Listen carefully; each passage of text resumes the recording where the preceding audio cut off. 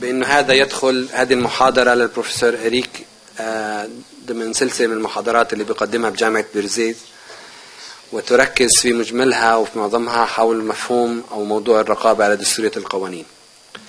في الوقت اللي بفلسطين هنالك توجه بدي أسميه موسمي، من وقت لوقت بتذكروا أهمية مراجعة الدستور وتعديله، فإحنا هلأ في موسم إعادة النظر في مشروع الدستور، ونعتقد بأنه موضوع الرقابة على دستورية القوانين كمؤسسة مسؤولة عن إنفاذ الدستور القانون الأساسي بفلسطين هو أهم المحاور في أي دستور، لأنه زي ما ذكر امبارح مش مهم شو النصوص، المهم الوسائل والمؤسسات والآليات التي تؤدي إلى إنفاذ الدستور. حتى أضع المتحدث قبل ما أحول الحديث أضعه البروفيسور إريك وين في هذا المساق المكرس كلية للرقابة على دستورية القوانين، وخاصة أنه في ناس من خارج المساق موجودين من طلبة آخرين مهتمين. نحن ركزنا في مساق الرقابة على دستورية القوانين على أنه هنالك خطأ شائع باعتبار أو بالتعامل مع الرقابة على دستورية القوانين على أنها آليات فقط، technicalities، مين بيعمل إيش ومين بيقدم طلب ومتى تنظر رقابة سابقة لاحقة اللي بدك إياه. هذا النموذج الذي ينظر إلى الرقابة على دستورية القوانين على أنها فقط مجرد آليات تقنية يفشل في تفسير ليش هذه التقنيات تنجح في نظام ولا تنجح في نظام آخر، تحقق إنفاذ الدستور في نظام ولا تحقق في نظام آخر، إلها معنى في نظام ما لهاش معنى في نظام آخر. فكان من الضروري أنه نتعرض للرقابة على دستورية القوانين من جهتين. أولا الرقابة على دستورية القوانين كفكرة، كيف ولدت، كيف نمت، كيف اختلف تفسيرها وتطبيقها ومفاهيمها بحسب الأنظمة القانونية المختلفة، الولايات المتحدة، فرنسا، ألمانيا، وكيف هاي الفكرة ساهمت نوعا ما وارتبطت بالدولة والحاجة لحماية الحقوق والحريات. إذن الرقابة كفكرة أولا، وكيف تنسجم مع الديمقراطية مع حقوق الإنسان.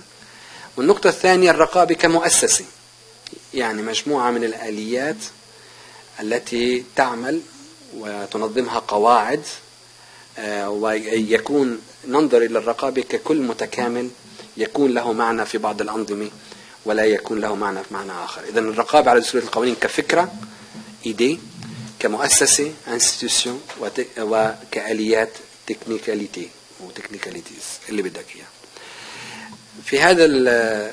في هذه الدراسة النموذج الفرنسي دائما يقدم على أنه نموذج له معنى وتطور بفرنسا بطريقة شمولية وكاملة ليكون منسجمة مع النظام الدستوري في فرنسا. ولهذا نحن نهتم بالرقابة على دستورية القوانين بفرنسا ليس كآليات اللي بنعرف عنها شوي، وإنما كفكرة، كمؤسسة متكاملة يكون لها معنى، وأيضا كآليات، وخاصة التركيز على ما حدث من تعديلات جعلت من النظام الفرنسي نظام رقابة لاحقة أيضا منذ دخول التعديلات الدستورية حيز التنفيذ بال2010. فلكم الحديث ونشكركم على هذه المداخلة.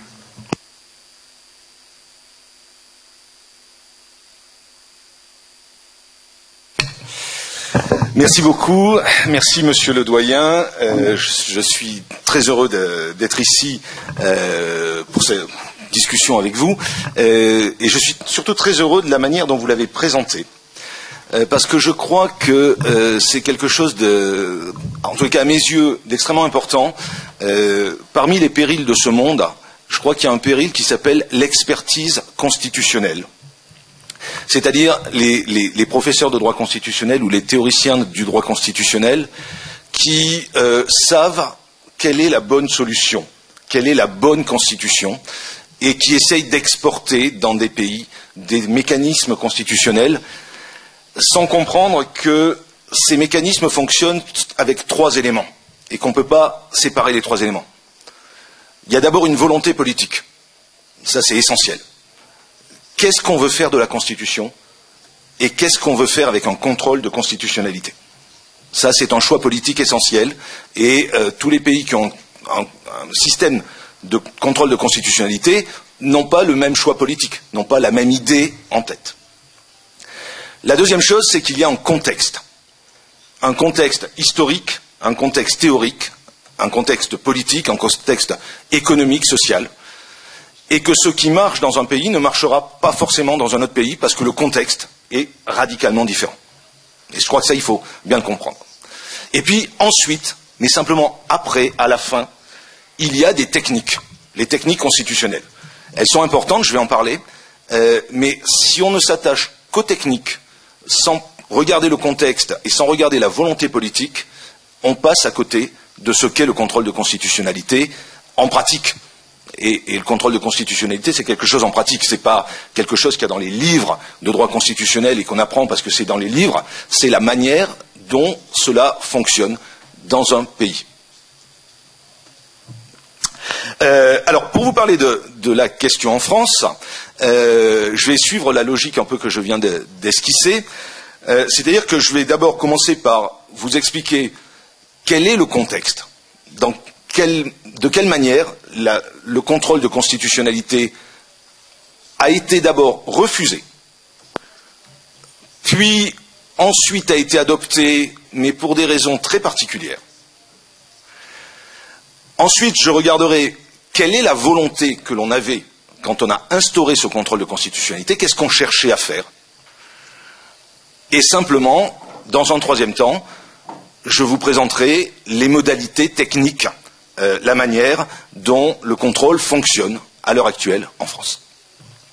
Alors, j'ai beaucoup me servir du tableau pour essayer de vous expliquer certaines choses, mais je crois que quand on veut parler du contrôle de constitutionnalité en France, alors je ne sais pas si je peux bouger sans le micro.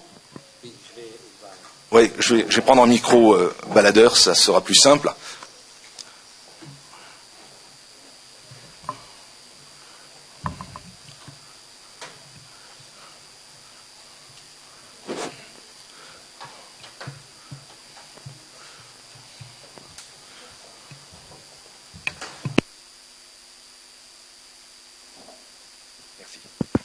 Voilà, ça marche, vous m'entendez? Donc, la première chose que je voudrais faire, c'est de vous indiquer quelques dates importantes. Et vous allez voir que je vais remonter très très loin. Donc, simplement parce que c'est des dates qu'on va retrouver dans tout ce que je vais vous expliquer. Donc, pour que vous compreniez, 1789. En France, on ne peut rien faire en droit sans commencer par 1789, la Révolution française, la rupture, le passage à la conception moderne du droit en France. Et vous allez voir que pour nous, ça va être un héritage important, à la fois du point de vue des idées, des conceptions que l'on va avoir, mais aussi pour les sources du droit constitutionnel. Et quand on parle de contrôle de constitutionnalité, c'est un contrôle par rapport à des sources. Et nos sources remontent jusqu'à 1789. Deuxième date, 1875. 1875, pourquoi? Parce que c'est en France l'instauration de ce qu'on appelle la Troisième République.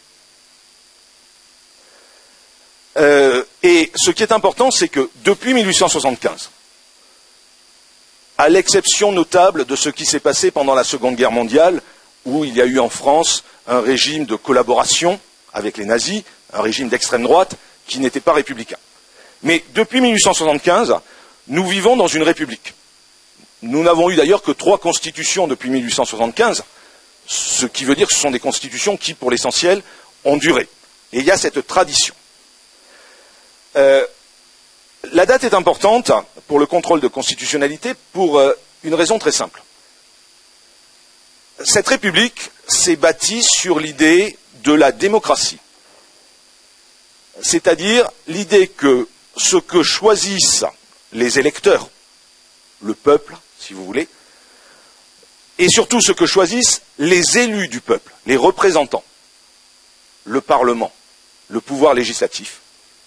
Donc, concrètement, la loi, c'est l'essentiel du droit. Donc, l'idée républicaine, c'est une idée qu'on appelle en France une idée légicentriste. Le légicentrisme, ça veut dire que la norme suprême, le texte juridique le plus élevé, si vous préférez, c'est la loi, c'est-à-dire l'acte qui est voté par le Parlement. On est en 1875. Kelsen n'est même pas né.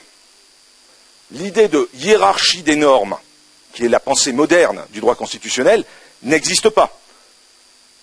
C'est un choix politique, c'est une conception politique qui consiste à dire, dans une démocratie, le peuple élit des représentants, et les représentants du peuple font la loi sans aucune limite. La conséquence logique, c'est qu'il n'y a pas de contrôle de constitutionnalité.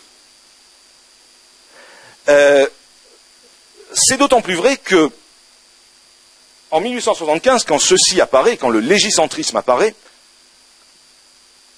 les expériences de contrôle de constitutionnalité dans le monde sont plus que limitées. Il y a un seul pays qui, en 1875, applique un contrôle de constitutionnalité. Ce pays, c'est les États-Unis d'Amérique. Alors, à la suite de l'arrêt de 1803, Marbury versus Madison, mais il faut se rappeler quand même que les États-Unis ont appliqué un contrôle de constitutionnalité en 1803, et il y a moins d'une dizaine de cas de contrôle jusqu'aux années 1850. Donc, ça ne s'est pas implanté non plus très facilement aux États-Unis. Mais l'idée est appliquée aux États-Unis. Elle est appliquée nulle part ailleurs. Aucun autre pays n'a de contrôle de constitutionnalité en 1875. Comment est vu le contrôle à l'américaine en France au moment où émerge le légicentrisme? Le contrôle à l'américaine, il peut se présenter dans une phrase qui a été le titre d'un ouvrage d'un des plus grands comparatistes français, Édouard Lambert. Je fais son nom ici. Édouard Lambert fait sa thèse, alors c'est postérieur, c'est à la fin du XIXe siècle, mais c'est l'idée dominante. Il fait sa thèse sur le contrôle de constitutionnalité aux États-Unis, et il donne comme titre à sa thèse « Le gouvernement des juges ». Ça veut dire que la manière dont le contrôle de constitutionnalité est compris en France en 1875, ce sont les juges qui gouvernent et non pas les élus du peuple. Or, ça pose un problème dans la conception française depuis 1789. En 1789, les révolutionnaires avaient fait le choix d'essayer d'appliquer strictement la théorie de Montesquieu, la doctrine de la séparation des pouvoirs. Alors, la conception qu'ils en ont est beaucoup plus caricaturale que ce que dit Montesquieu. Montesquieu est assez compliqué à comprendre. Mais la conception qu'en ont les révolutionnaires français, c'est le pouvoir législatif fait la loi, le pouvoir exécutif exécute la loi, et le juge est la bouche de la loi.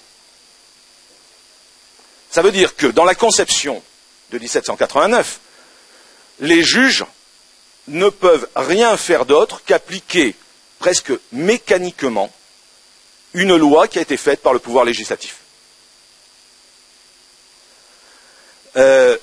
C'est évidemment impossible. Tous les juges sont obligés d'interpréter, disposent d'un pouvoir, mais dans la conception française, il y a une volonté de limiter au maximum ce pouvoir des juges. Par exemple, pour vous donner une illustration, en 1789, ça se traduit par l'idée qu'il n'y a pas de recours en cassation des juridictions. si un juge, je dis de tête le texte le plus connu de la Révolution française à ce sujet, si un juge, sous prétexte de l'insuffisance de la loi, lacune, ou de l'obscurité de la loi, problème d'interprétation, ne sait pas comment juger, eh bien, dans le système français de 1789, il doit saisir le Parlement. Ce n'est pas un autre juge qui va lui dire comment interpréter la loi ou comment la compléter. C'est le Parlement qui est informé que sa loi n'est pas bonne et qui doit dire ce que le juge doit faire. Eh bien, en 1875, quand se pose la question de la République, il est hors de question d'accepter le gouvernement des juges. C'est contraire à la conception française. Donc on ne peut pas accepter le modèle américain de Marbury, c'est-à-dire les juges ordinaires peuvent vérifier la constitutionnalité des lois. Cette conception du légicentrisme, c'est une conception qui va être quasiment synonyme de l'idée de république. Tout le monde en France, jusqu'à la fin des années 1950,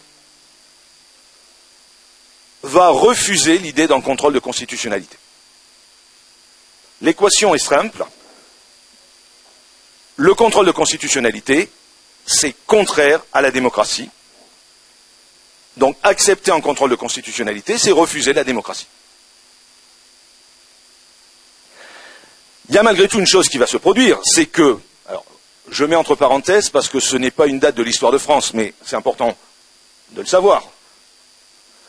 C'est qu'en 1920, Kelsen va proposer une autre conception du contrôle de constitutionnalité.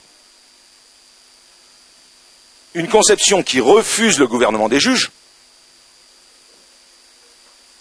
parce qu'elle fait de l'organe de contrôle un organe spécifique, politique, et puis surtout parce qu'elle permet de passer outre la décision de l'organe. Dans l'équilibre de la conception de Kelsen, ce qui est important dans ce qu'on appelle le modèle européen, c'est la possibilité de modifier facilement la Constitution, de manière à dire, si la démocratie s'oppose à l'argument des juges constitutionnels, eh bien, on change la Constitution. Et les juges ne peuvent plus rien dire. Mais ce modèle kelsénien, il ne va jamais être reçu en France. Il va être accepté, alors évidemment en Autriche. Kelsen a élaboré ce modèle pour la Constitution autrichienne de 1920. Et puis il va être accepté après la Seconde Guerre mondiale par l'Allemagne. Ça, c'est le point essentiel. Le fait que lorsque l'Allemagne redevient une démocratie avec la loi fondamentale de 1949, elle met en place dans la Constitution notamment des mécanismes de protection des droits de l'homme. Et ces mécanismes de protection des droits de l'homme sont garantis par la Cour constitutionnelle de Karlsruhe. Ça va être ensuite accepté dans les années 70, enfin, en même temps que l'Allemagne, l'Italie également adopte le même système. Mais ça va être accepté dans les années 70, notamment par les pays qui sortent des dictatures d'extrême droite, l'Espagne, le Portugal, qui adoptent des constitutions avec ce modèle européen. Et puis surtout, ça va être accepté à partir de la chute du mur de Berlin par tous les pays d'Europe orientale, d'Europe de l'Est, qui adoptent aussi ce modèle-là. Mais pas la France. D'abord parce que la France considère qu'elle n'a pas été une dictature. C'est assez discutable quand on regarde ce qui s'est passé pendant la Seconde Guerre mondiale, mais on a cette vision officielle que c'est un accident de l'histoire et que ça ne rompt pas la tradition républicaine. Mais surtout parce que la gauche et la droite française vont être attachées à la conception du légicentrisme. Donc, qu'est-ce que ça signifie du point de vue de la Constitution en France? Ben, ça signifie que, dans cette conception, la Constitution n'est pas une norme juridique. La Constitution, elle est vue comme un pacte politique, un programme politique, et comme un instrument technique d'organisation des pouvoirs. C'est-à-dire qu'il s'agit de désigner le pouvoir exécutif, le pouvoir législatif, leurs compétences respectives, mais ensuite, s'il y a des difficultés entre les deux, c'est le jeu politique qui les résoudra, ce n'est pas un juge. À l'heure actuelle, cette conception paraît très bizarre. Ce n'est pas du tout dans l'air du temps. Mais si on remonte à cette histoire, on comprend comment elle s'est implantée. Les Français ont adopté cette conception alors qu'il n'y en avait pas d'autre, à part le modèle américain qui était limité aux États-Unis, et se sont attachés à cette conception. Deuxième remarque malgré tout, nous ne sommes pas tout seuls dans cette cour-là. Parmi les démocraties occidentales, il y a d'autres pays qui ont la même conception. L'Angleterre. Dans le Royaume-Uni, le contrôle de constitutionnalité, ça n'existe pas, c'est le souverain, c'est le Parlement, c'est la loi. Ils ont une constitution, hein, pourtant, elle n'est pas écrite, mais ils ont une constitution. Mais cette constitution, c'est l'organisation des pouvoirs publics, c'est le pacte social. Plus étonnant, on retrouve la même conception dans un autre pays européen, les Pays-Bas. Alors que les Pays-Bas ont une constitution beaucoup plus récente. Mais dans la constitution des Pays-Bas, il y a un article qui est très révélateur. Et cet article interdit aux juges de se servir de la Constitution. Donc il dit simplement aux juges, vous n'avez pas le droit de dire que la Constitution est une source du droit. Ça interdit le contrôle de constitutionnalité. Donc, nous ne sommes pas les seuls, même si c'est une situation très originale. Question évidemment, si cette conception est aussi forte que ça, comment se fait-il que je suis là, ici, à vous parler du contrôle de constitutionnalité en France? Quelque chose a dû changer. Et c'est là qu'on passe à la date suivante. 1958. 1958, c'est l'adoption, l'année d'adoption de la Constitution qui est actuellement en vigueur en France, ce qu'on appelle la Constitution de la Ve République. Et cette Constitution ne va pas mettre en place un contrôle de constitutionnalité. Dire que ça met en place un contrôle de constitutionnalité voudrait dire qu'on a réfléchi et qu'on a voulu quelque chose. Ce n'est pas du tout le cas. Elle va mettre en place un organe qui s'appelle le Conseil constitutionnel. Et c'est la pratique ensuite qui va faire de cet organe un élément véritable de contrôle de constitutionnalité. Alors, pour comprendre cette singularité, il faut s'arrêter un instant sur ce qui s'est passé entre la fin du mois de mai 1958 et le 4 octobre 58. C'est une période assez limitée, hein. Juin, juillet, août, septembre. 4 mois. Eh bien, en 4 mois, la France va prendre la décision de changer sa constitution et adopter sa constitution.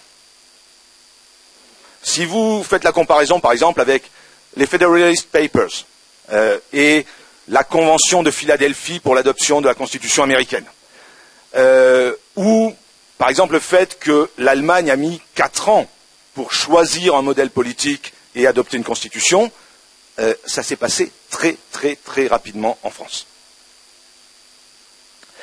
Qu'est-ce qui s'est passé, en réalité? La quatrième République, c'est-à-dire le système qui a été mis en place après la Seconde Guerre mondiale, en 1946, qui était un système parlementaire qui fonctionnait assez mal dans la pratique. Et il fonctionnait assez mal parce que il y avait en France, et il y a toujours en France, des divisions politiques fortes, c'est-à-dire des partis qui ne sont pas logiques de consensus pour gouverner, mais sur des logiques de position. Cette constitution de 1946 va être incapable d'agir face à plusieurs phénomènes. D'abord, la colonie.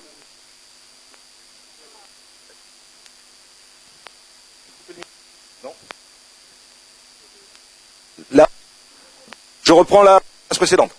Donc je dis, le régime de 46.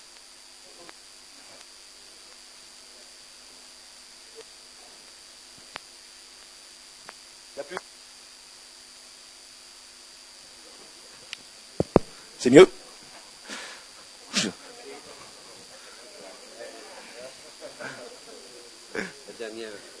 Oui, d'accord. Donc pardon pour l'interruption technique. Je reprends donc sur la dernière phrase que je disais. Le régime de 46 a été incapable de réagir face à plusieurs problèmes. Le premier problème étant ce qu'on appelle maintenant la décolonisation. Mais la décolonisation en France, avant 58, ce sont deux guerres, des guerres coloniales. D'abord la guerre en Indochine, Vietnam, Laos, Cambodge, et la France est battue militairement, donc elle est obligée de perdre. Et puis la guerre d'Algérie, à partir de 1945, les soulèvements de Sétif et les massacres de Sétif. C'est mieux ?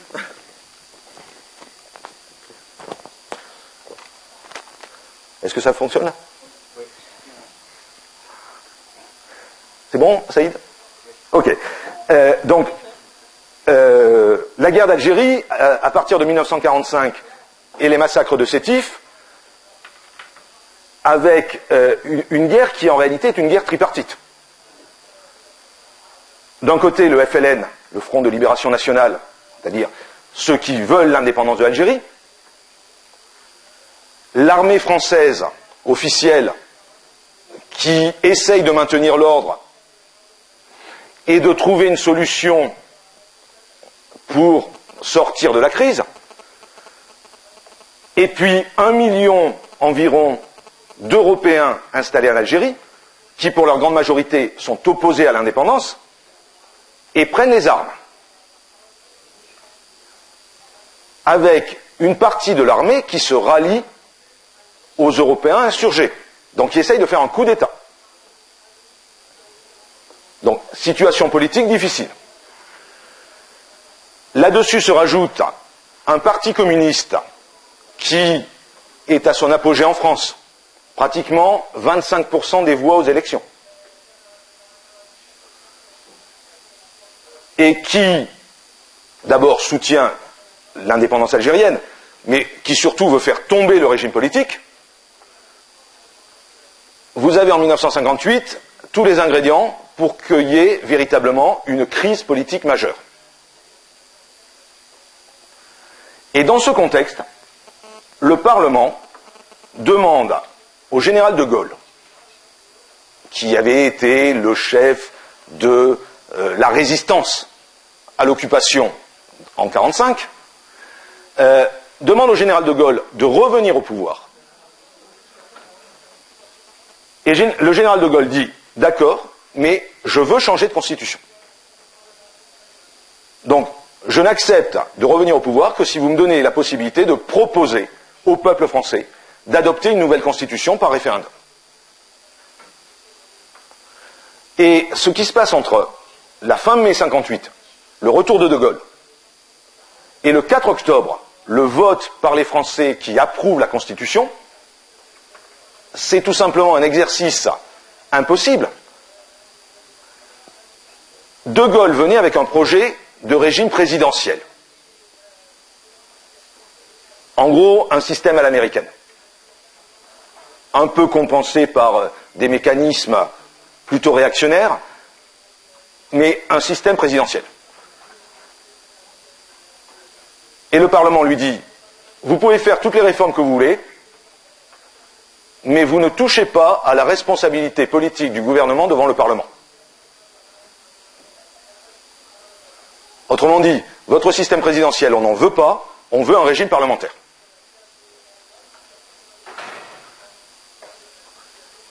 Et donc en 3 mois, juin, juillet, août, parce qu'ensuite il faut organiser le vote, juin, juillet, août, ce qui va être fait, c'est d'écrire une constitution qui essaye de sauvegarder ces 2 idées. Le présidentialisme de De Gaulle, le parlementarisme obligé par le Parlement. Et c'est là que le Conseil constitutionnel apparaît. Alors quand je dis il apparaît, je peux même dater ça de manière très précise. Fin août 1958. C'est-à-dire quelques jours avant le dépôt du projet final. Il y a une succession d'auditions de ceux qui présentent le projet devant le Parlement, devant le Conseil d'État. Il y a une entrevue avec René Cassin. René Cassin, c'est un juriste français extrêmement important, rédacteur de la Déclaration universelle des droits de l'homme de 1948, rédacteur de la Convention européenne de sauvegarde des droits de l'homme, donc vraiment une autorité morale en France. Et Cassin pose la question, comme les parlementaires, mais est-ce que vous allez enfin mettre en place un contrôle de constitutionnalité pour limiter les violations des droits de l'homme par la loi, etc. Fin août 1958, la réponse est unanime. Les rédacteurs disent il n'y aura aucun contrôle de constitutionnalité. Et le 4 octobre, on a un Conseil constitutionnel. Pourquoi deux raisons. Alors, une qui est compréhensible, l'autre qui est purement politicienne. Je commence par la politicienne. L'objectif de De Gaulle, à partir du moment où sa constitution serait adoptée, c'est de devenir président de la République. Le mécanisme de De Gaulle donne du pouvoir au président, donc il veut devenir président de la République. Qu'est-ce qu'on fait du président qui est en place ? On ne peut pas lui dire comme ça, votre mandat est terminé, etc. Il faut négocier avec lui, il faut lui offrir, on appelle en France une récompense, c'est-à-dire une place officielle qui lui permettra de faire comme s'il maintenait une importance dans la vie politique. Bon, on ne peut pas le nommer au Conseil d'État, on ne peut pas le nommer à la Cour de cassation, on ne peut pas le nommer à la présidence de l'Assemblée parce qu'il faut qu'il soit élu. Si on crée un organe comme le Conseil constitutionnel, on peut lui proposer ça. Donc ça, c'est un élément politicien, sans doute pas le plus important. En revanche, il y a un élément beaucoup plus important qui est lié, et vous allez voir, ça n'a rien à voir avec du contrôle de constitutionnalité, mais c'est de là que ça vient, qui est lié à la forme très particulière de limitation des pouvoirs du Parlement. Si De Gaulle veut un régime présidentiel, c'est essentiellement parce qu'il veut renforcer l'exécutif, limiter le pouvoir du Parlement, et il va essayer de limiter le pouvoir du Parlement sur toute une série de choses. Demain, je crois que je dois parler de l'article 49.3, la loi Macron telle qu'elle a été adoptée récemment. C'est une manière de limiter le pouvoir du Parlement. C'est superbe. L'article 49.3, c'est la loi est adoptée sans vote. Technique de limitation du pouvoir du Parlement. Mais il y a une technique qui a été beaucoup plus efficace et qu'on appelle en France 34-37. Ça renvoie à 2 articles de la Constitution, l'article 34 et l'article 37. L'idée est la suivante. La Constitution française, pour limiter le pouvoir du Parlement, va limiter les matières dans lesquelles le Parlement peut faire une loi. Si vous préférez, l'article 34 va faire un catalogue, une liste, qui dit, dans les matières suivantes, et ce sont quand même les matières les plus importantes, mais dans les matières suivantes, le droit est fait par la loi, c'est-à-dire par le Parlement, selon la procédure législative.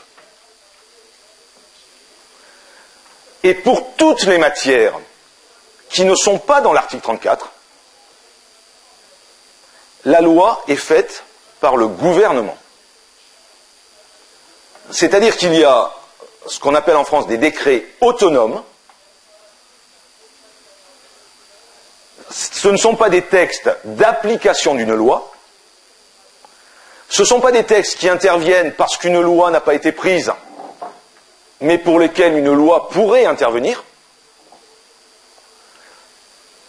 Ce sont des textes qui sont pris sans loi et pour lesquels la loi ne peut pas les modifier.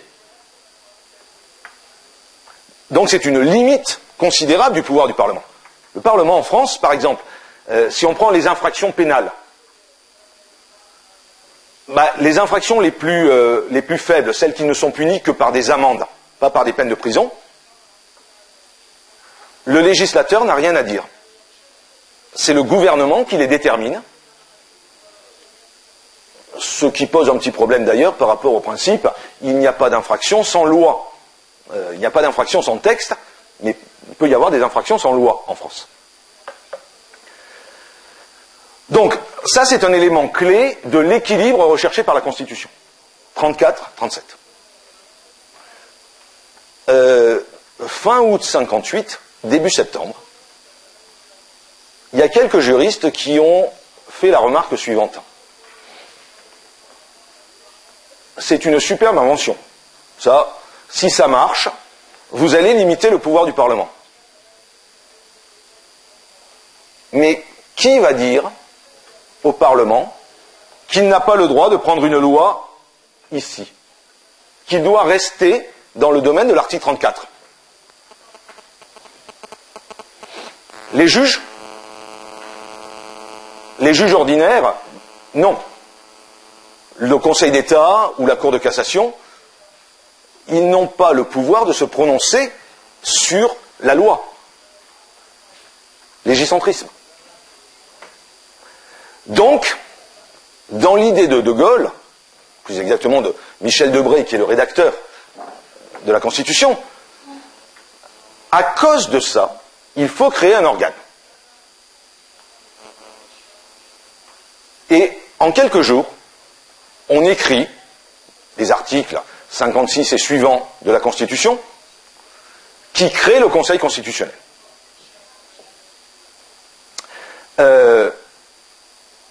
Il s'ensuit deux choses, deux conséquences. Première conséquence, puisqu'il ne s'agit pas de faire un contrôle de constitutionnalité au sens moderne, mais en fait, si vous regardez bien, de protéger l'exécutif contre le législatif, on va imaginer un organe qui ne soit pas un organe juridictionnel. Et même à l'heure actuelle, en France, parmi les constitutionnalistes, quand on dit le Conseil constitutionnel est un juge, vous avez des constitutionnalistes qui crient « Non, non, c'est pas un juge, ça ne peut pas être un juge. C'est un organe politique. » Bon, tous les juges sont aussi des organes politiques. Mais là, c'est un organe seulement politique. Et ça va se retrouver dans la composition du Conseil constitutionnel. Comment est composé le Conseil constitutionnel? Il comprend 9 membres nommés. Nommés, ça veut dire désignés par une personne. Ils ne sont pas élus. Ils sont désignés par une personne. Et qui désigne ces membres? 3 sont désignés par le président de la République 3 par le président de l'Assemblée nationale, 3 par le président du Sénat.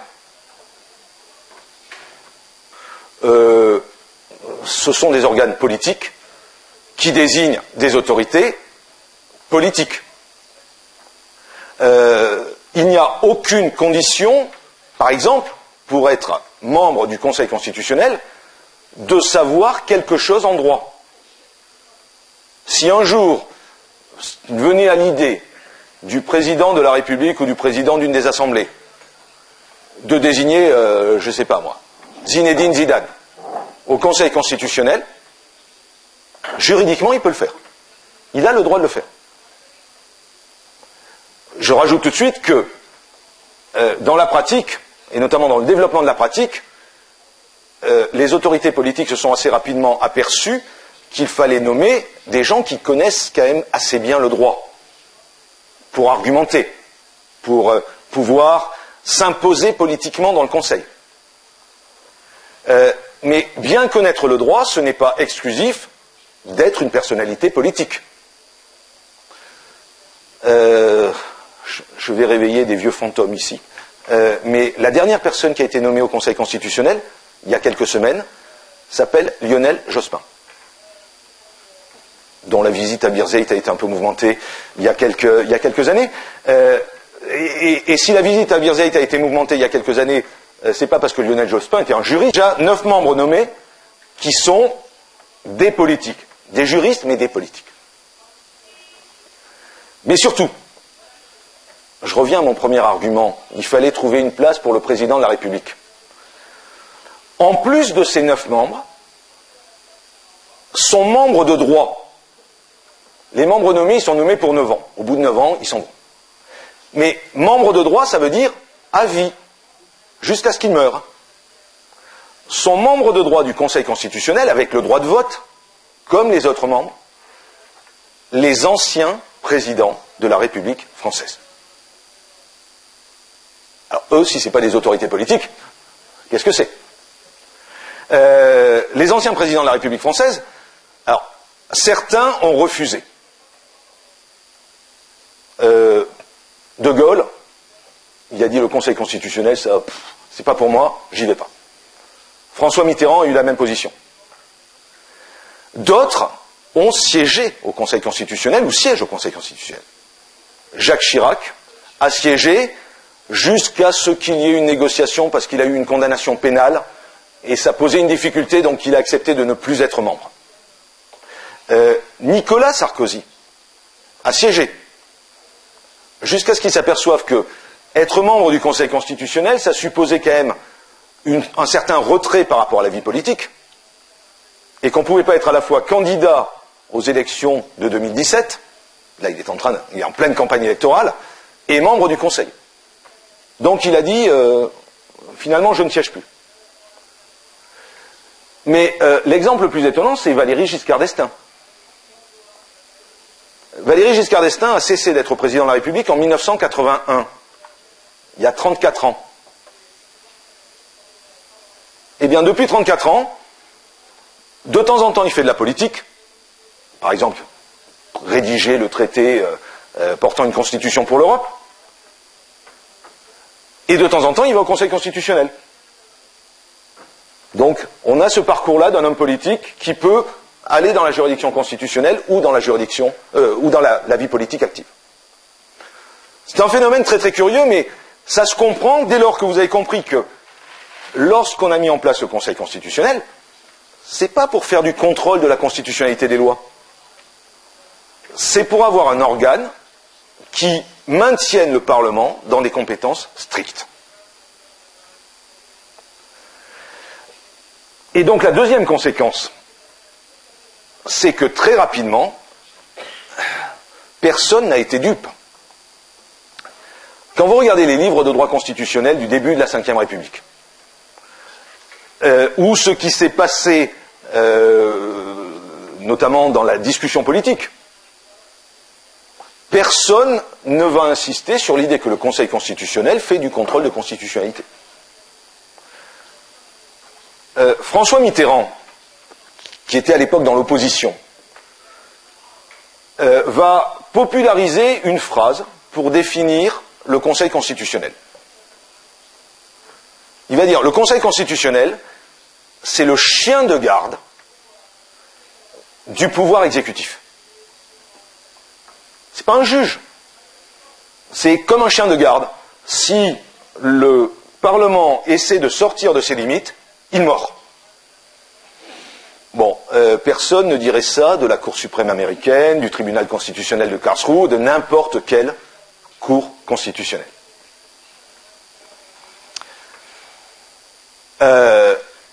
Dernière conséquence.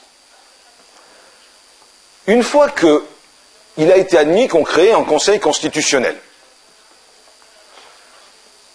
avec cet objectif, cette volonté politique de maintenir le Parlement dans ses limites. Bon, le Conseil constitutionnel, c'est un organe disponible pour lui donner des compétences qu'on ne sait pas mettre ailleurs. Et l'essentiel des compétences du Conseil constitutionnel, ce sont des compétences qui n'ont pas de lien avec le contrôle de constitutionnalité. Par exemple, le Conseil constitutionnel organise les élections présidentielles et il proclame les résultats. Le Conseil constitutionnel, c'est le juge des élections politiques, élections législatives, élections sénatoriales. Eh bien, s'il y a des contestations sur le déroulement électoral, c'est le Conseil constitutionnel qui décide. Le Conseil constitutionnel, c'est le juge des comptes financiers des campagnes électorales. C'est-à-dire, il vérifie que le financement des campagnes électorales a été conforme à la loi. Pas à la Constitution, à la loi. Donc c'est un organe fourre-tout. Mais dans ces compétences multiples, il y a une compétence qui a été introduite et sur laquelle va s'appuyer ensuite le Conseil constitutionnel. Cette compétence, c'est la possibilité pour le Conseil constitutionnel de vérifier,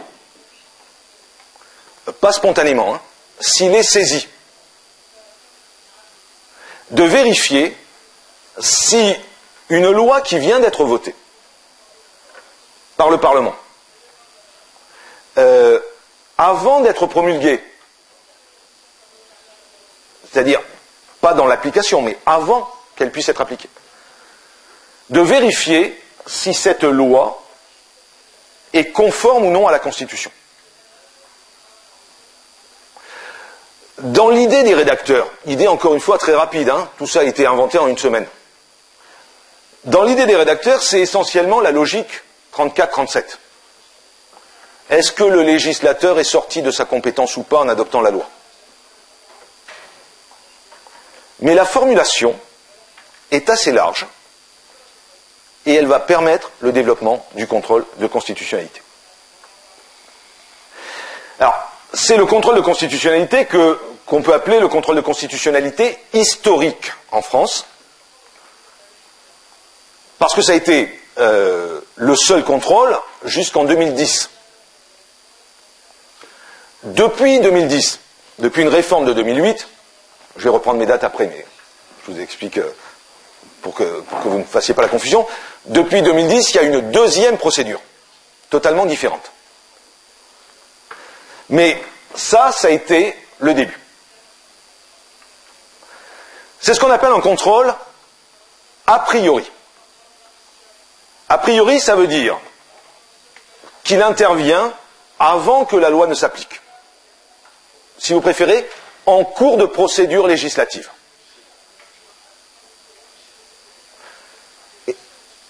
Et c'est excellent pour le légicentrisme. On ne fait pas un contrôle de la loi. On fait un contrôle d'un texte adopté avant que formellement ce ne soit une loi. C'est cohérent. Donc, en cours d'adoption de la loi, le Conseil constitutionnel peut être saisi. Ça veut dire qu'il ne peut pas le faire automatiquement. Il faut que quelqu'un le lui demande. Il peut être saisi. Alors, il y a eu une réforme sur laquelle je reviendrai après, mais dans l'État de 1958. Il peut être saisi par 4 autorités. Le président de la République, le Premier ministre, l'Assemblée nationale, le président de l'Assemblée nationale et le président du Sénat. Alors, première observation. Premier ministre et président de l'Assemblée nationale, c'est le même. Il y a une majorité à l'Assemblée nationale et le Premier ministre doit forcément être de cette majorité. Donc, là, il n'y a pas de 2 autorités, il n'y en a qu'une en réalité. Par ailleurs, le président de la République, en 1958 et jusqu'en 1986, depuis c'est un peu plus compliqué, mais il a toujours été de la même couleur que le président de l'Assemblée nationale et que le Premier ministre. Donc vous n'avez pas 3 autorités, vous en avez une seule. Oui, c'est le fait majoritaire totalement parfait. Et cette logique-là, c'est important de parler du fait majoritaire, parce que la loi, elle est adoptée par la majorité. Ça veut dire que sur les 4 autorités qui peuvent saisir le Conseil, il y en a 3, il faudrait vraiment qu'ils soient idiots pour saisir le Conseil constitutionnel. Ils viennent d'adopter une loi, donc politiquement ils ont gagné. Pourquoi voulez-vous qu'ils s'embêtent à aller dire « Vous voulez bien vérifier si ce qu'on a fait est correct ou pas ?» C'est pas dans la tradition française et c'est pas politiquement intéressant. Donc il reste le président du Sénat. Et c'est justement le président du Sénat qui va permettre de changer les choses. Alors, je rajoute une date à ma petite frise historique.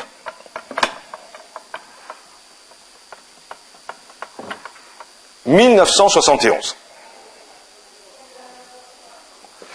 1971, c'est notre Marbury versus Madison. 1971, c'est un contexte politique particulier. Oui, c'est exactement comme Marbury versus Madison pour les États-Unis crée le contrôle de constitutionnalité. Nous, en réalité, c'est 1971, c'est pas 58. 58, c'est la création de l'organe. Mais le contrôle de constitutionnalité, c'est 71. Qu'est-ce qui se passe? Alors, c'est une affaire très rocambolesque qui concerne la liberté d'association. Sachant que la liberté d'association, c'est important en France parce que, en gros, ce sont des mécanismes qui s'appliquent aussi aux partis politiques et aux syndicats. Donc, toucher à la liberté d'association, c'est toucher au pluralisme, c'est toucher à des éléments essentiels de la démocratie. Alors, je raconte très brièvement l'histoire. Après le mai 68 français, il y a un parti maoïste qui existe, qui n'a pas beaucoup d'influence, sauf que sont rattachés à ce parti maoïste des grands intellectuels français. Jean-Paul Sartre, Simone de Beauvoir, Michel Leiris, des gens qui comptent. Et alors ils ont un discours très très maoïste sur la révolution, la lutte armée, etc. Et cette association est interdite. Comment on réagit quand on est maoïste face à une interdiction comme ça? Il y a un vieux slogan maoïste qui s'appelle l'agite-prop. Agitation, propagande. En faisant de l'agitation, on fait de la propagande, donc on convainc d'autres personnes. Et donc, les membres de cette association décident de faire une chose très particulière. Vous avez interdit l'association, qui s'appelait la cause du peuple. On va vous demander la création d'une nouvelle association qui a les mêmes dirigeants, les mêmes statuts, et la seule chose qui change, c'est le nom. Et le nom, ça va devenir les amis de la cause du peuple. On passe de la cause du peuple à les amis de la cause du peuple. Et selon la procédure française des associations, pour créer une association, vous allez à la préfecture vous déposez le dossier avec les statuts, on vous donne un reçu, et à partir du moment où vous avez reçu, l'association est libre. Elle existe. Par ailleurs, depuis une loi de 1901, une vieille loi donc, le principe c'est liberté. Autrement dit, il n'y a pas de contrôle administratif sur les associations. Il peut simplement y avoir un contrôle juridictionnel, donc un juge qui prononce la dissolution.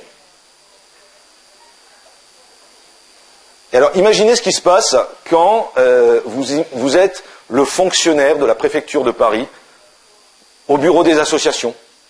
Donc, d'habitude, vous recevez l'association des amis du football de tel village, l'association des chasseurs ou des pêcheurs de tel village. Et là, vous voyez arriver Jean-Paul Sartre, Simone de Beauvoir, grands intellectuels français qui passent tout le temps à la télévision. 50 journalistes et photographes derrière. Parce que l'agit-prop, ils avaient fait venir les médias. Et qui disent, voilà, on vient déposer les statuts des amis de la cause du peuple. Le fonctionnaire prend le téléphone, il appelle son supérieur hiérarchique, qui appelle le ministre, ça remonte très haut, et la réponse c'est pas question. Vous refusez. Donc devant les journalistes, le fonctionnaire applique l'ordre, il refuse d'enregistrer l'association. C'est ce que voulaient les intellectuels, donc ils vont devant le juge, et ils font condamner par le juge l'État, parce que l'État n'a pas le droit de refuser la création d'une association. Ça, c'est un plan politique parfait, l'usage politique du droit. Réaction du gouvernement. On va changer la loi. Puisqu'on veut interdire ce type d'association et que vous ne nous laissez pas le faire, on change la loi. On change la loi et on va mettre une loi qui passe de la liberté d'association à l'autorisation préalable. Une association n'existe que si elle est autorisée par l'administration. Et ça, c'est très dangereux. C'est très dangereux parce que ça veut dire un contrôle politique sur les syndicats, sur les partis politiques, sur tout. Bon, alors une fois qu'on a dit que c'est très dangereux, dans le modèle français légicentrique et démocratique, si la majorité du Parlement a adopté la loi, qu'est-ce qu'on peut faire? Deuxième étape. Le président du Sénat avait été l'adversaire politique du président de la République lors des élections précédentes. Il y avait eu en 69 des élections, le président Pompidou avait été élu contre celui qui était président du Sénat. Grosso modo, ils sont du même bord politique, mais ils se battent pour le leadership. Et il y a quelques conseillers du président du Sénat qui lui expliquent que ça serait très bien d'apparaître comme le défenseur de la liberté d'association. Politiquement, il y a quelque chose à gagner. Et que par ailleurs, ça serait très bien de se servir de cette chose dont personne ne sait vraiment à quoi elle sert, le Conseil constitutionnel. Donc pour la première fois, le Conseil constitutionnel est saisi, non pas sur la logique 34-37, mais sur la question, est-ce que la loi que le Parlement est en train d'adopter est matériellement, substantiellement conforme à la Constitution? Donc pour la première fois, le Conseil constitutionnel a l'occasion de faire du contrôle de constitutionnalité. Il y a deux problèmes. Premier problème, comme je vous l'ai expliqué, ce Conseil constitutionnel a quand même été très largement nommé par ceux qui sont au pouvoir. C'est un organe politique et un organe politique qui n'est pas dans l'opposition. Le risque, c'est qu'ils aient un jugement politique en refusant de sanctionner ceux qui les ont nommés. Eh bien, premier miracle, je ne sais pas s'ils ont fait le calcul ou pas, mais ils n'ont pas suivi cette logique-là. C'est-à-dire qu'ils ont sanctionné ceux qui les avaient nommés, et en l'espace d'une décision. Le Conseil constitutionnel passe de chien de garde de l'exécutif que l'opposition déteste à le défenseur des libertés publiques et des droits de l'homme que cette même opposition parlementaire encense. Ils étaient détestés, ils deviennent adorés. Le calcul stratégique est excellent. Bon, donc ils ont décidé de contrôler. Deuxième question. Sur quelle base peut-on annuler la loi? Et ça, c'est aussi la raison pour laquelle c'est notre Marbury versus Madison. En réalité, il n'y a aucun argument dans le texte de la Constitution qui permet d'annuler la loi. Pourquoi? Parce que notre Constitution française ne dit pratiquement rien sur les droits de l'homme. Elle ne parle pas de la liberté d'association. Et en réalité, la liberté d'association n'avait été consacrée qu'en 1901 par une loi. Le contrôle de constitutionnalité, c'est une loi par rapport à la Constitution. Mais lorsqu'une loi modifie une loi antérieure, par exemple, supprime la liberté d'association pour mettre en place l'autorisation préalable, quel est l'argument constitutionnel qui permet de dire la loi est contraire à la Constitution? Là, il y a une vraie difficulté du raisonnement. Eh bien, le Conseil constitutionnel va y répondre en élargissant la source constitutionnelle, c'est-à-dire le concept de constitution. Son raisonnement va être le suivant. La Constitution, c'est le texte plus le préambule. Dans toutes les constitutions, vous savez, vous avez un texte qui précède l'article 1er, et généralement on dit ce texte-là, ce sont des déclarations d'intention.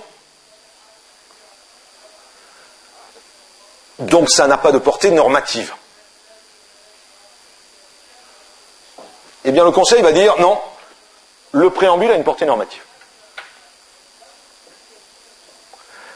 Le préambule de 58 a la particularité de faire référence à deux textes. Tradition historique. Donc, le préambule dit « Nous réaffirmons les droits de l'homme et du citoyen de 1789 et le préambule de la Constitution de 1946, de la Constitution précédente. » Pourquoi? Parce que dans le préambule de la Constitution de 1946, il y a les droits économiques et sociaux. Et donc, en 1958, dans le préambule, on voulait assumer cette conséquence historique. Eh bien, le Conseil constitutionnel dit, la Constitution, c'est le texte, plus le préambule, plus les deux textes qui sont visés dans le préambule.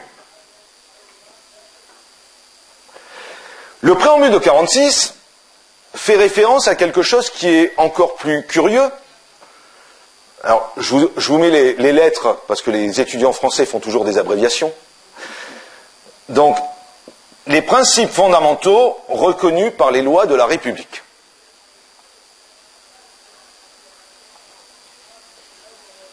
Principes fondamentaux reconnus par les lois de la République. Dans la même logique, le Conseil constitutionnel dit, puisque le préambule de 58 fait référence au préambule de 46, et que le préambule de 46 fait référence aux principes fondamentaux reconnus par les lois de la République,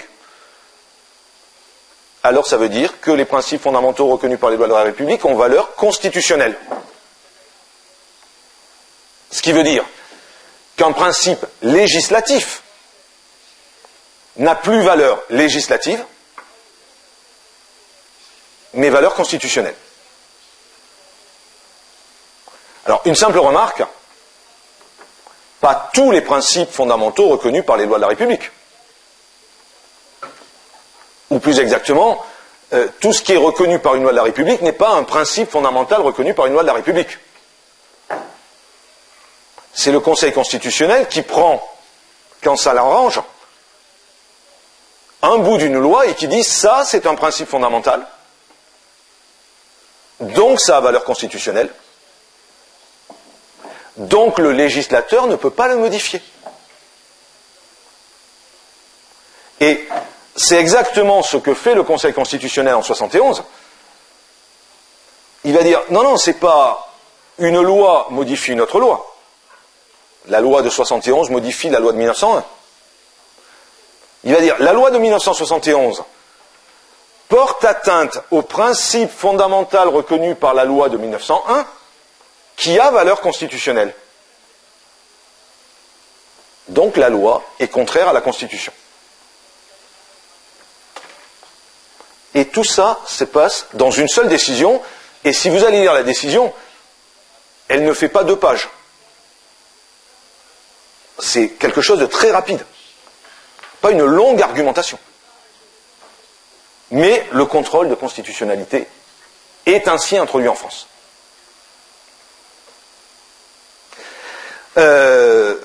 Évidemment, on pouvait se dire, cette décision de 71, c'est un accident de l'histoire. Pour que la décision intervienne, il avait fallu que le président du Sénat rompe cette tradition qui est « on ne demande surtout rien au Conseil ».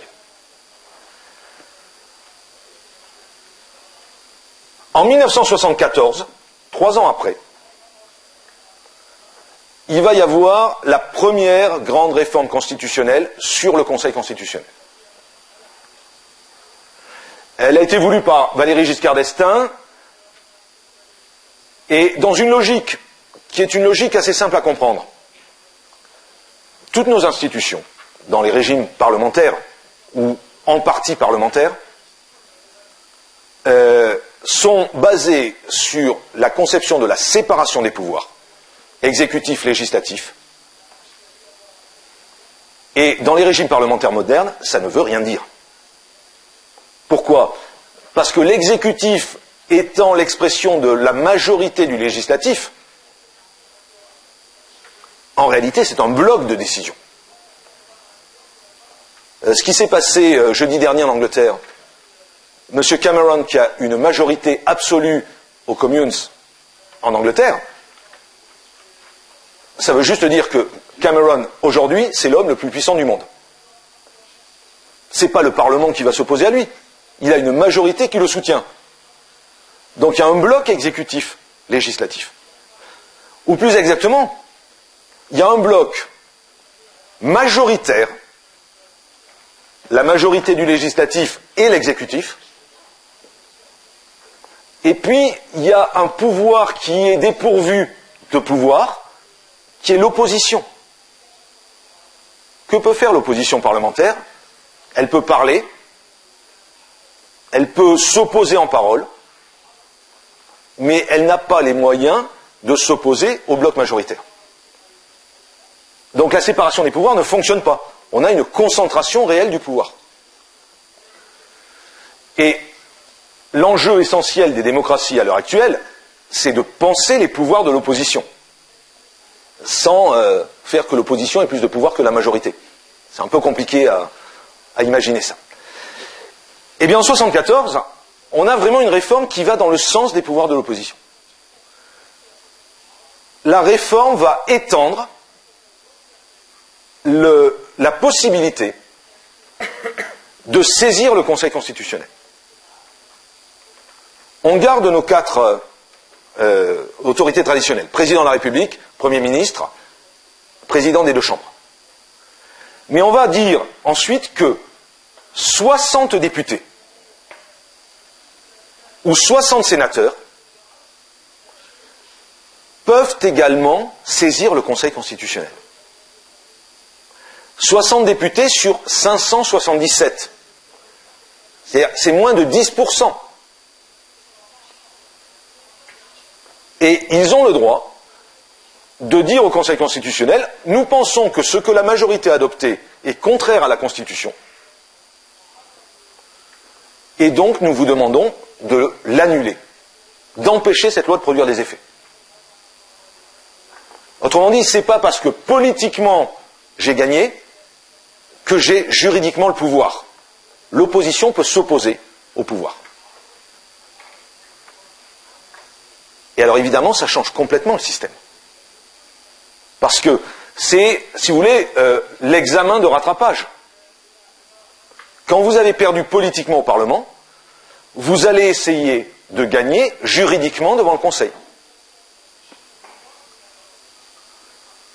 Les lois sont quasiment systématiquement maintenant déférées au Conseil constitutionnel. Quand il décide de ne pas déférer une loi au Conseil constitutionnel, ça veut juste dire que majorité et opposition sont d'accord. Ça arrive qu'ils soient politiquement d'accord. Mais l'intérêt de l'opposition, c'est de déférer au Conseil. Et évidemment, ça va contraindre le Conseil constitutionnel à implémenter de manière de plus en plus forte un véritable contrôle de constitutionnalité. Qui reste a priori, mais qui se développe et qui prend une place importante. Deux dernières choses sur ce contrôle-là. Premièrement, à partir de 1981 en France, il va y avoir des alternances politiques. Il faut que je me dépêche. Droite et gauche vont alterner. Donc vont nommer des gens. Il n'y a plus un bloc monolithique au sein du Conseil. Et il va véritablement y avoir des débats d'arguments. Alors assez limité, parce que je me souviens ici même, quand Pierre Joxe était venu, on avait fait une table ronde avec Pierre Joxe, ancien membre du Conseil constitutionnel, qui à l'époque était le seul membre nommé par la gauche, et je me souviens qu'il avait dit, mais quand je rentre dans la salle, ils se sont déjà tous réunis et ils ont pris leur décision. Donc moi je pèse pas. Mais quand vous avez un rapport qui est plus étroit, 4-5, il y a des vraies discussions. Et deuxième chose, il y a maintenant aussi un usage stratégique par le président de la République, le Premier ministre ou le président des deux chambres, un usage stratégique de la saisine du Conseil constitutionnel. Sur des lois qui sont des lois compliquées politiquement ou qui sont des lois compliquées juridiquement. Il y a une tendance à saisir le Conseil constitutionnel un peu pour avoir un certificat de constitutionnalité. L'idée, c'est de se dire, il y a des risques. Par exemple, il y a un risque de condamnation par la Cour européenne des droits de l'homme. Donc, on saisit le Conseil avant la promulgation de la loi, parce que s'il dit que c'est contraire à la Constitution, ben on arrête là. Et si au contraire il dit que c'est conforme à la Constitution, la Cour européenne des droits de l'homme aura beaucoup plus de difficultés à dire il y a un problème. Donc vous voyez, c'est un calcul stratégique. Deux exemples. Premier exemple, la loi portant interdiction de dissimulation du visage dans l'espace public en France.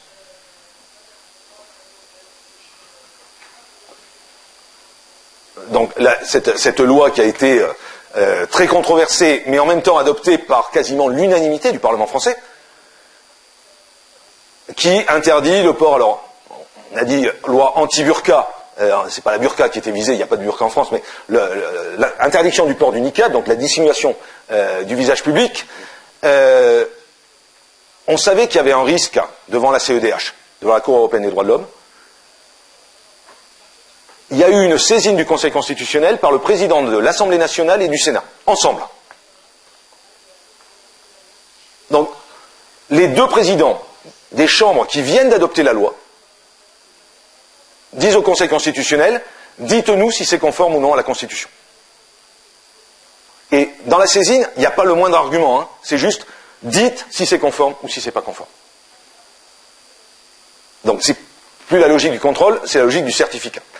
Et François Hollande, le président, vient d'annoncer la même chose sur une loi qui vient d'être adoptée sur le renseignement intérieur. C'est-à-dire une loi qui augmente les pouvoirs des services de renseignement, d'écoute et de surveillance. Eh bien, il vient d'annoncer que avant de promulguer, il demanderait au Conseil constitutionnel de dire est-ce que cette loi est conforme ou non à la Constitution. L'objectif est toujours le même, il ne faut pas que la Cour de Strasbourg vienne ensuite dire il y a un problème.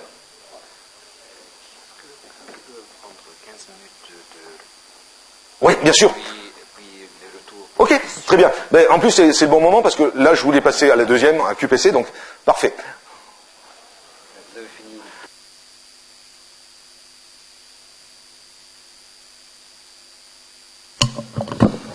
ترجم سعيد للفرنسي تمام ليش بدنا نترجم؟ أنا كنت أسأل الطلاب شو دخل أنا بسأل وي ولا كنت الطلاب بيفكروا إنه أفضل نروح على الجزء الرقابة اللاحقة اللي صارت بال 2010 ونفتح المجال بعدين للأسئلة. الوقت داهمنا إذا بنقدر نقول ربع ساعة نحكي عن الرقابة اللاحقة والتعديلات وأنا بكمل بعدين مع الطلاب بس تعطينا من شو أثر الرقابة اللاحقة وإذا في عندهم أي أسئلة بجوز لأنه تأخرنا بالبريك شوي لا ما تأخرناش ليش إنه يعني ماكسيموم 24 إذا في أسئلة ما فيش أسئلة بنطلع يعني هذا هو بديش يلا تفضل.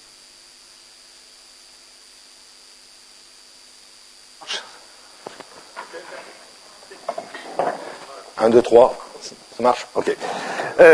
Oui, donc je vais essayer de présenter brièvement le contrôle a posteriori parce que finalement c'est le moins original. C'est quelque chose qu'on connaît dans d'autres pays sous diverses formes. Le problème s'est posé depuis très longtemps. À partir du moment où le contrôle a priori a fonctionné, on s'est rendu compte qu'il y avait quand même une difficulté. Une loi, une fois qu'elle est promulguée, que le Conseil constitutionnel ait dit elle est conforme à la Constitution. S'il dit elle n'est pas conforme, on ne peut pas la promulguer. Mais il a dit elle est conforme à la Constitution. Ou bien une loi qui a été promulguée sans qu'on saisisse le Conseil. Et on a eu des exemples de cas politiques dans lesquels l'opposition n'a pas voulu saisir parce qu'elle était d'accord avec la réforme. Mais le fait que ça soit adopté par tout le monde ne veut pas dire que c'est conforme à la Constitution, matériellement. Ou bien encore, une loi qui a été adoptée avant 1971. On a beaucoup de lois en droit français qui sont des vieilles lois. Elles n'ont jamais été contrôlées. Et une fois donc qu'elle est promulguée, cette loi est incontestable. Pas tout à fait. On peut espérer le recours devant la Cour européenne des droits de l'homme. Mais bon, les Français sont Français. C'est pas un juge européen qui va nous dire si notre loi est conforme à la Constitution ou pas. Il faut que ce soit nous qui le fassions. Donc, on s'est aperçu que notre contrôle était imparfait. Il fallait imaginer quelque chose qui permette un contrôle a posteriori. Encore une fois, parce que le contrôle a priori a marché. C'est la seule raison qui nous a conduit à ça. Ça a été très très discuté pendant plusieurs dizaines d'années. Et les choses se sont accélérées en 2008. Pourquoi? Alors, première raison, Nicolas Sarkozy vient d'être élu. Il veut faire une grande réforme de la Constitution. Changer le système.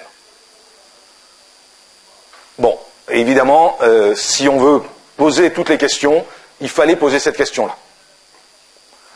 Mais deuxième raison, peut-être plus importante. Les juges ordinaires, et notamment la Cour de cassation, commençaient à se poser la question, est-ce que ça ne fait pas partie du rôle d'un juge moderne de vérifier si la loi qu'il applique est conforme ou non à la Constitution? Et il y a un argument juridique qui a été déterminant, c'est que dans le cadre du droit européen, droit européen de l'Union européenne. C'est pas le juge de Luxembourg, c'est pas la Cour de justice qui est l'organe essentiel. Ce sont les juges nationaux. On admet depuis 1968 en France que lorsque les juges ordinaires appliquent une loi française, ils vérifient si elle est conforme ou non au droit européen. Si elle n'est pas conforme, ils appliquent le droit européen et pas la loi. Et s'il y a un problème, ils demandent au juge de Luxembourg de trancher. Mais ça existe déjà, ce contrôle de la loi. Pourquoi le limiter au droit européen et pas le faire avec la Constitution? Et à l'intérieur de la Cour de cassation, il y avait un certain nombre de juges qui disaient il faut y aller, il faut prendre des décisions où nous faisons du contrôle de constitutionnalité. Et là, tout le monde a eu peur que le système s'écroule, parce que le Conseil constitutionnel, ça ne devenait pas le juge constitutionnel, il perdait cette capacité à se présenter comme un juge constitutionnel. Donc c'est la raison pour laquelle on a introduit en 2008 cette réforme, qui est rentrée en vigueur le 15 mars 2010, et qui depuis 5 ans maintenant, fonctionne de manière assez importante. Alors, première remarque. Cette réforme, elle est vraiment inspirée par le modèle américain, corrigée. Pourquoi inspirée par le modèle américain? Parce que c'est une réforme par voie d'exception. La procédure classique, et j'insiste bien sur le fait, elle coexiste encore, on peut encore utiliser la procédure classique. Il y a donc 2 voies maintenant.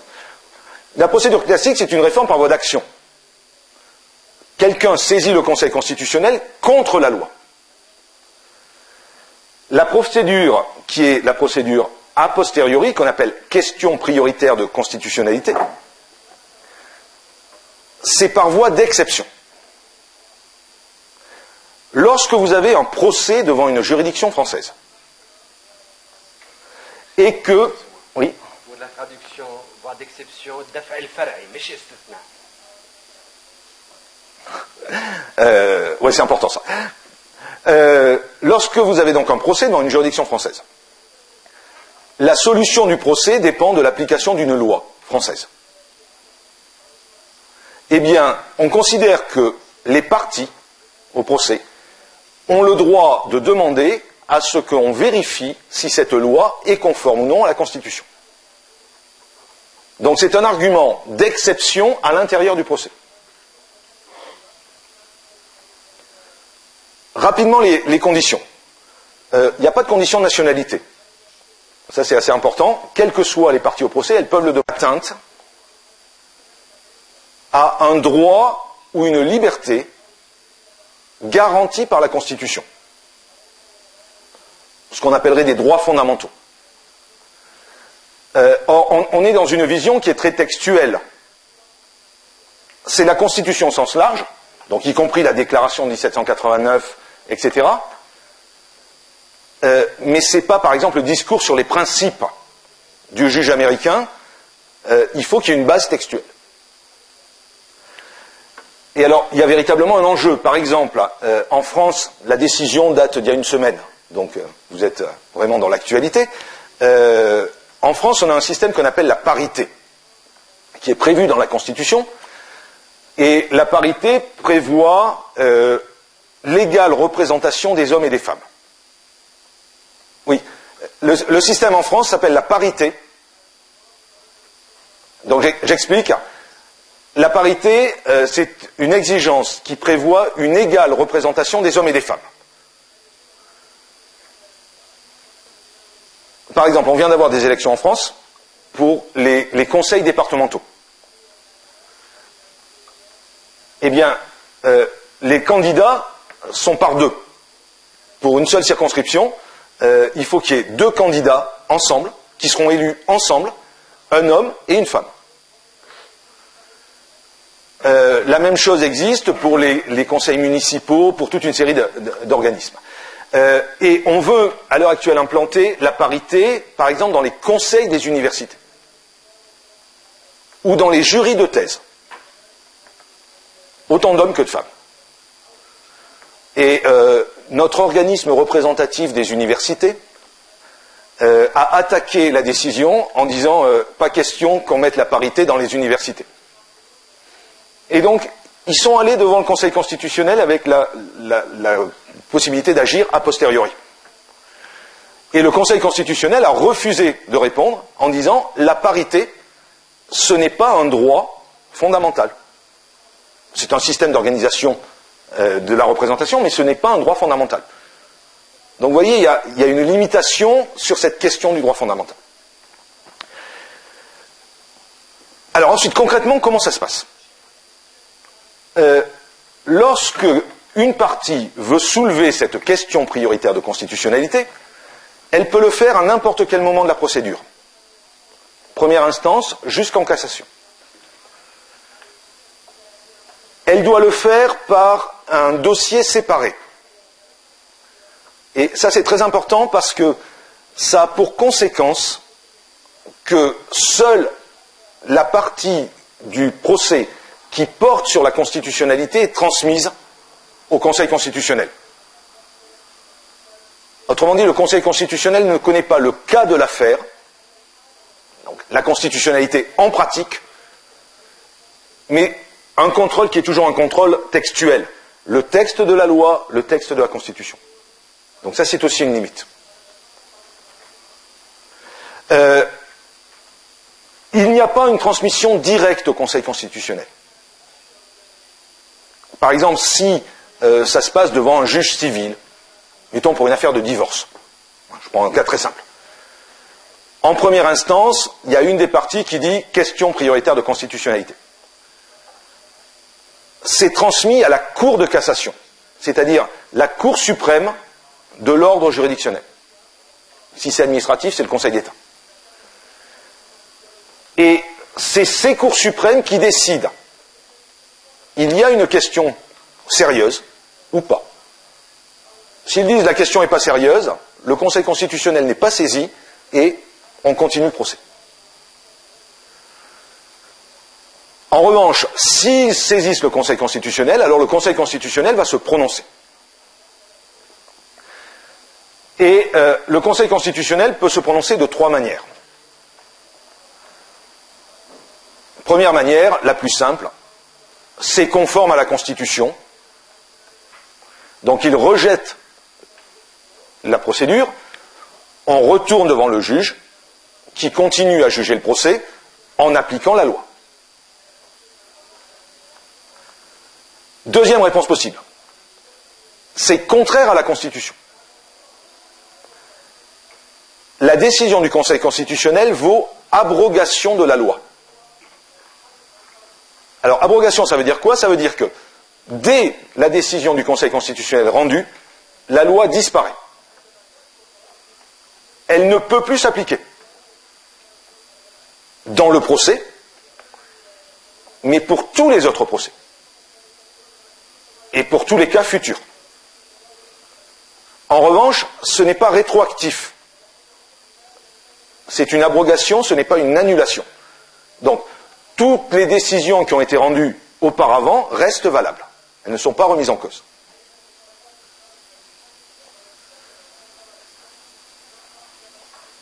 Troisième possibilité, qui est peut-être la plus intéressante, le Conseil constitutionnel peut dire la loi est contraire à la Constitution, mais je ne l'abroge pas tout de suite. Autrement dit, il va fixer un délai. 3 mois, 6 mois, 1 an. Et il dit, au bout de ce délai, la loi est abrogée.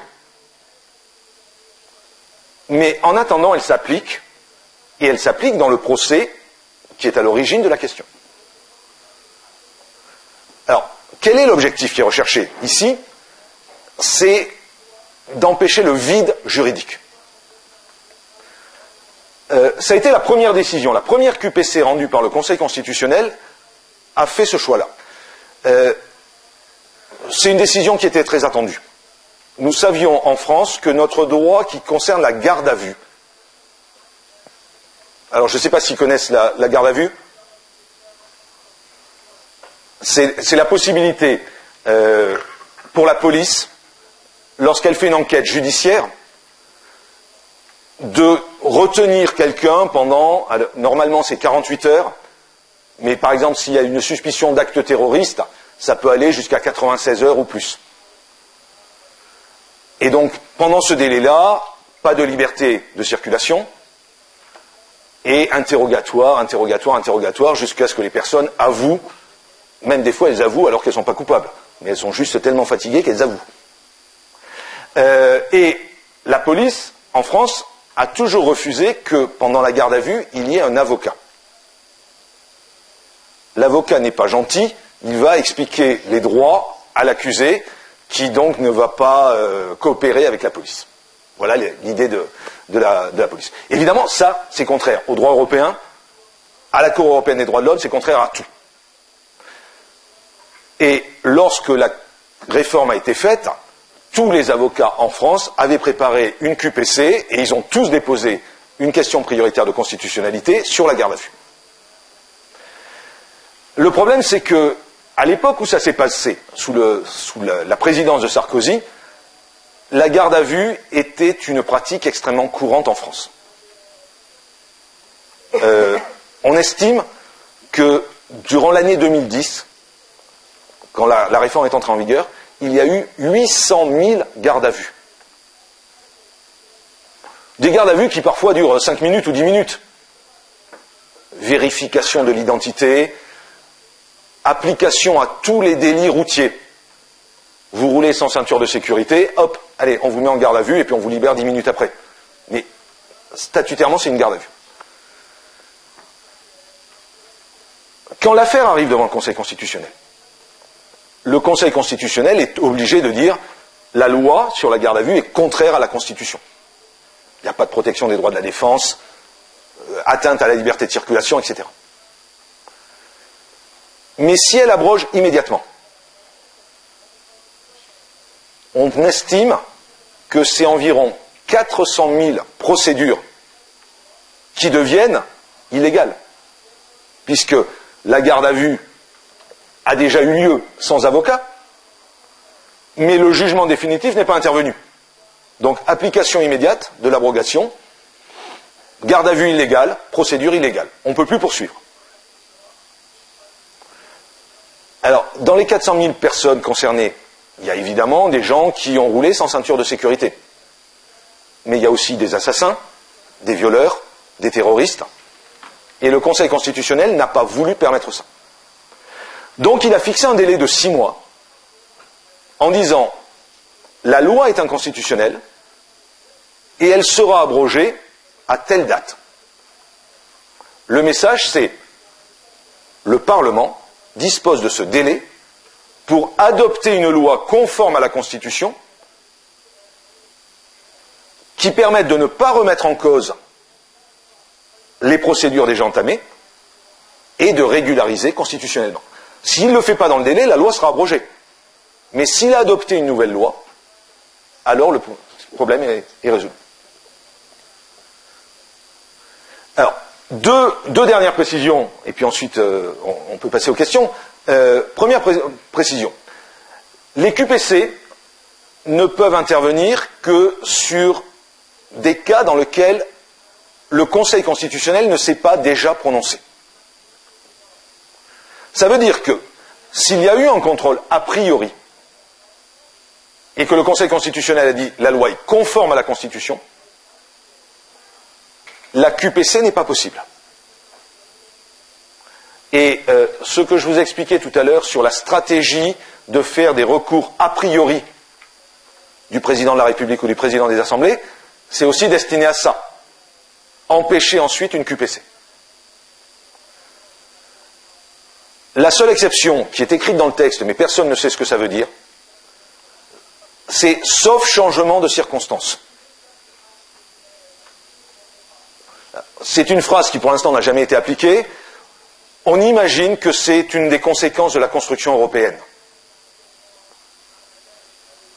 il est possible que la loi ait été conforme à la Constitution quand elle a été contrôlée par rapport au droit français, mais que le droit français a changé du fait de la construction européenne et que ça devienne contraire. Mais ça, c'est vraiment un point d'interrogation. Deuxième et dernière précision, la QPC n'a pas été acceptée par tout le monde, notamment par la Cour de cassation française. La Cour de cassation française, je vous disais tout à l'heure, elle envisageait de faire ce contrôle. Et elle a vu la QPC comme une agression, parce que la QPC lui interdit de faire ce contrôle. Ce contrôle est réservé au Conseil constitutionnel. Donc, lors de la première saisine, la première fois qu'on lui a posé une QPC, la Cour de cassation a fait un acte totalement suicidaire. Elle a saisi la Cour de justice de l'Union européenne en expliquant à la Cour de justice de l'Union européenne que la QPC, comme elle était prioritaire, intervenait avant le recours devant la Cour de justice, par exemple pour une question de conformité au droit européen.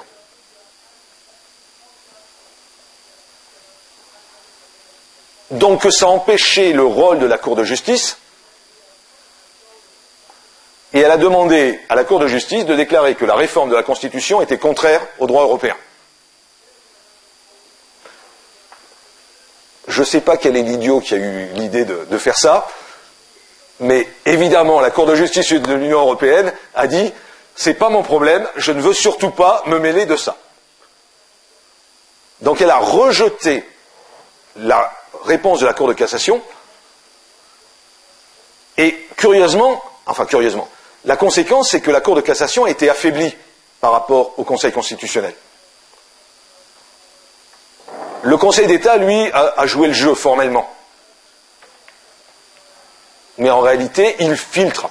Il n'envoie au Conseil constitutionnel que les décisions qui l'intéressent. Si ça ne l'intéresse pas, il dit il n'y a pas de question sérieuse. La Cour de cassation, elle a été affaiblie. Voilà. Bon, je suis désolé, j'ai été trop long. pour للأسئلة إذا في عندكم أسئلة حول المحاضرة في مجال طريقة